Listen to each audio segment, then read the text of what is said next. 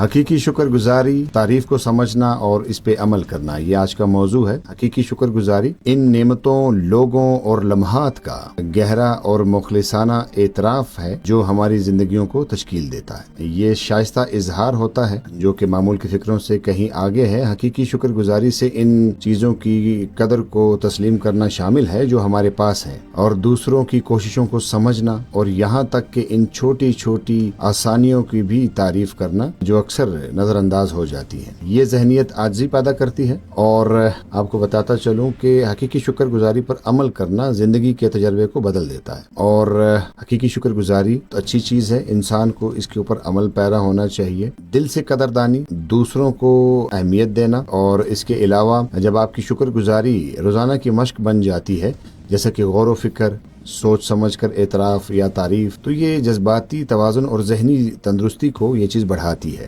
تحقیق سے یہ پتہ چلتا ہے کہ شکر گزار جو افراد ہوتے ہیں وہ کم تناؤ، زیادہ لچک اور زندگی سے گہرا اطمینان محسوس کرتے ہیں۔ خلاصہ یہ ہے کہ حقیقی شکر گزاری جینے کا ایک طریقہ ہے۔ یہ دل کو نرم کرتا ہے، تعلقات کو مضبوط کرتا ہے، اور زیادہ پرامن اور بامانی نقطہ نظر کو متاثر کرتا ہے۔ اور جو کچھ ہمارے پاس ہے ہم اس کی قدر کریں، اور اپنے ارد گرد لوگوں کا جو احترام بھی کریں، اور ہم مہربانی، عاجزی اور اندرونی سکون پر مبنی زندگی اچھے طریقے سے گزار سکتے ہیں، اور زندگی بناتے بھی ہیں۔ مزید آپ کو بتاتا چلوں کہ شکر گزاری الفاظ سے بڑھ کر ہے۔ یہ ایک حقیقی احساس ہے جو ہماری زندگی کو دیکھنے کے انداز کو تشکیل دیتا ہے۔ جب کوئی شخص واقعی اپنی نعمتوں، رشتوں اور جذبات کی قدر کرتا ہے تو اس کا نقطہ نظر جو ہے وہ پرسکون اور زیادہ مثبت ہو جاتا ہے۔ شکر گزاری عاجزی کی حوصلہ افزائی کرتی ہے، جذباتی بندھنوں کو مضبوط کرتی ہے، اور لوگوں کو اس بات پر توجہ مرکوز کرنے پر مدد دیتی ہے